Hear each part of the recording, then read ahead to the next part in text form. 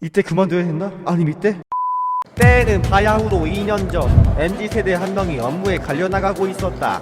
바로 코로나 콜센터에서 말이다. 내가 왜 자가격리를 해야 됩니까? 저 지금 제주도인데 자가격리 어떻게 해요? 콜센터 직원이냐고? 아니다. 그의 직업은 공무원이다. 그게 바로 접니다. 저번 시간에 이어서 잠깐 제 얘기를 하겠습니다. 2021년 당시 저는 코로나 파견 근무로 보건소에서 일하고 있었습니다. 아침 일찍부터 저녁까지 콜센터 업무를 하다 보니 너무 힘드네. 파견 근무가 끝나고 그냥 빨리 원래 부서로 갔으면 좋겠어. 그리고 2달 뒤 꿈에 그리던 원래 부서로 가게 되었습니다. 제가 근무했던 부서는 시설물 공사 감독을 하는 부서였습니다. 대공아 오랜만이다. 잘 지내셨어요? 그동안 별일 없었고요. 많이 일들이 있었지. 오래된 건물을 리모델링해서 사무실 겸 시민센터로 만들었는데 공사하는데 건물이 오래돼서 물이 터져서 물바다가 되기도 하고 이래저래 힘들었어. 아, 형들도 힘들었군요. 건물 관리는 누가 한대요?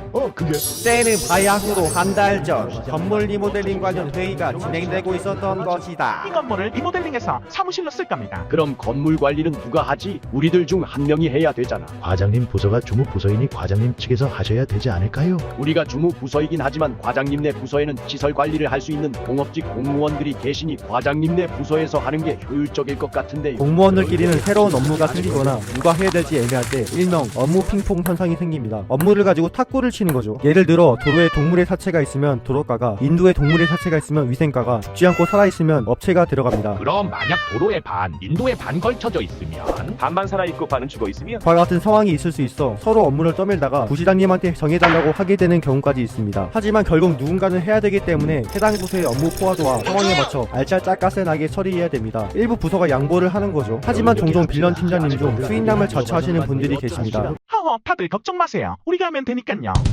저희 팀장님은 그 수인남 중 한 명이었습니다. 그렇게 됐어? 시발 좆됐네. 그렇게 저희 부서는 2개의 건물을 관리하게 되었습니다. 건물의 거리는 시청에서 걸어서 15분 걸리는 거리였는데 물리적으로 떨어져 있는 건물을 관리하다 보니 상당히 힘들었습니다. 대공씨 여기 이거 고장났어. 태공씨, 여기 냉방기가 잘 안 되는데요. 태공씨 태공씨, 시발 이게 맞는 건가? 뭔가 잘못된 것 같은데 월 200바꿈이라는 게 나가서 편의점 알바하는 게 힘들다고 팀장님한테 확실하게 의사표현을 하자. 사람을 더 주던지 아니면 퇴사한다고 하자.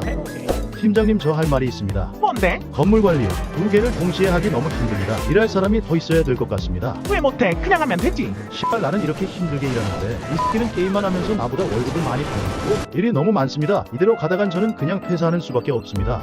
이 봐라 싸가지가 없네. 너 당장 올라가서 퇴사해. 너무 힘들다고요.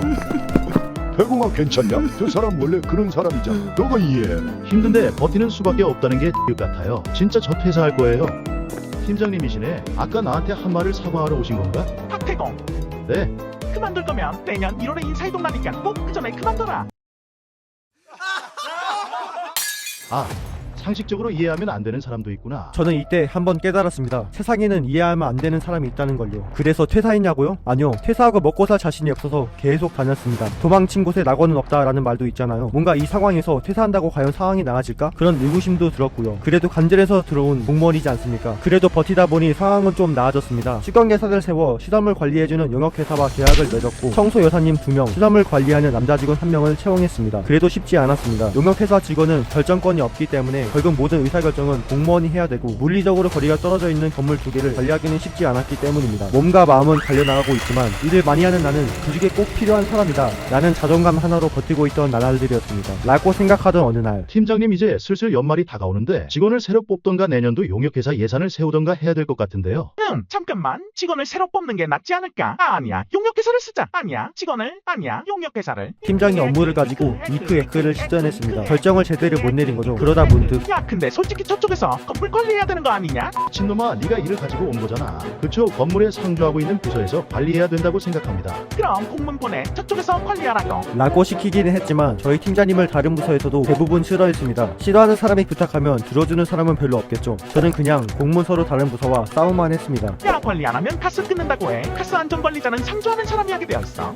어라, 이런 식으로 나오겠다 이건가? 우리도 질 수 없지. 안전관리자는 현재 그쪽 부서로 되어 있고 회의만 날짜로 30일 이내 대리자를 지정하게 되어 있다고 공문 작성하자 얘들아. 이런 상황이 되자 저는 속으로 생각했습니다. 일 존나 신처럼 하네. 그렇게 연말이 다가오고 있었고 결국 직원도 뽑지 못하고 용역회사 내년도 예산도 편성하지 못하고 이도 저도 아닌 상태로 시간만 흘렀습니다. 그렇게 크리스마스 이브가 되었습니다. 야, 내년도 예산 편성 안 됐다. 그러면 어떡하죠? 일단 우리가 관리해야지. 용역회사도 못 쓸 것 같다. 허허. 노답이네. 용역회사 직원들은 연장되고 있는 줄 알 텐데 허허 중부관님 어서 오세요. 이분들 내년에 잘릴 것 같은데 이제 슬슬 얘기를 해줘야 되는데 언제 얘기하지? 저희 내년에 연장되는 거죠? 당연히 되죠. 내년에 연장되면 여기 텃밭에다 꽃도 심고 이쁘게 꾸미면 좋을 것 같아. 형 잠깐만요. 왜 무슨 일인데? 저분들 내년에 연장 안 돼요. 괜히 희망 주지 마세요. 안 그래도 근무 연장 안 된다고 얘기해야 된단 말이에요. 여러분 잠깐 할 얘기가 있어요. 모여주실래요? 무슨 일인데요? 여러분 죄송하지만 시 내부 사정으로 인해서 내년에 연장해서 근무하시기가 힘들 것 같습니다. 네, 그게 무슨 소리예요? 그럼 저희는 겨울에 길거리에 난주라는 소리인가요? 아니 그럼 미리 얘기를 해주셔야죠. 저희도 그래야 다른 일자리도 알아볼 거 아니에요. 씨발 나도 힘들다. 일이 너무 많다고. 팀장은 무책임하지. 원래 건물관리 최소 2명이서 해야 된다고. 그걸 나한테 시켜놓고 어떻게 할지 결정도 안 내지고 이렇게 밑에 지고 풀리면서 핸드폰을 게임만 하고 이게 맞는 건가? 죄송합니다. 형 저 일이 생겨서 먼저 시청 좀 가볼게요. 그래.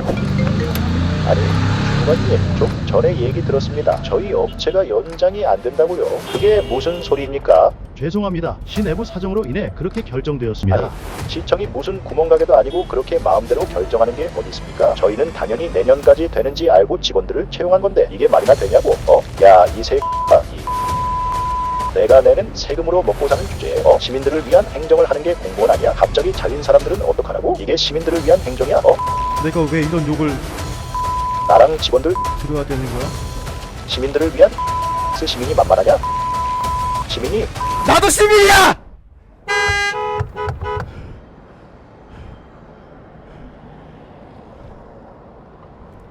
나도 시민이야 이 씨. 너 뭐라 그랬어 지금? 반말에 뭐지? 내가 왜 지금 여기서 이러고 있지?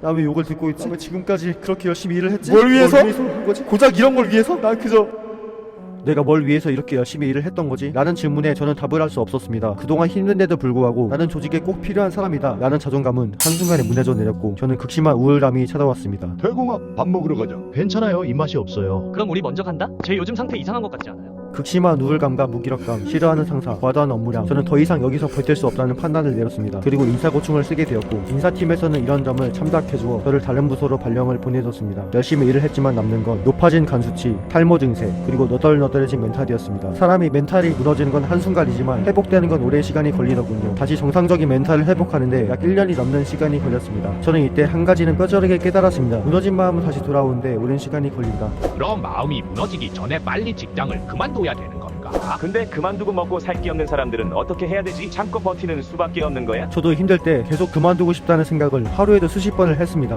이때 그만둬야 했나? 아니면 이때? 하지만 거의 2년 가까운 시간이 지났지만 아직까지 그만두지는 않고 있습니다. 저도 먹고 살 게 없어서 버티는 수밖에 없었거든요. 그럼 먹고 살 게 없는 흑수저는 노답이네. 만약 제가 힘들 때 다른 부서로 가지 않았다면 저는 진작에 그만뒀을지도 모릅니다. 하지만 그만뒀던 지금처럼 그만두지 않았던 저는 제 선택을 존중했을 겁니다. 그때 당시에 저는 나름대로 그때 당시에 최선을 다했다고 생각하니까요. 그리고 저는 오히려 그 빌런 팀장님한테 감사하고 있습니다. 그 고통을 다시는 겪고 싶지 않다는 생각으로 현재 독하게 퇴사 준비를 할 수 있었으니까요. 저는 2024년 상반기 퇴사를 목표로 하고 있습니다. 솔직히 퇴사 후 잘 될지 안 될지 모릅니다. 금전적으로 힘들어질 수도 있습니다. 근데 처음부터 완벽한 사람이 어디 있을까요? 인생에 완벽이란 없고 완성되어가는 과정이 있다고 생각합니다. 각자 그 상황에 최선을 다해서 열심히 살 뿐이죠. 중요한 것은 희망을 잃지 말고 내일이 오늘보다 낫도록 열심히 사는 마음속의 작은 불씨라고 생각합니다. 그래서 하고 싶은 말이 뭐냐고요? 저도 몰라요. 그냥 제가 오늘 하고 싶은 말은 힘든 상황에 있는 모든 분들 힘내세요.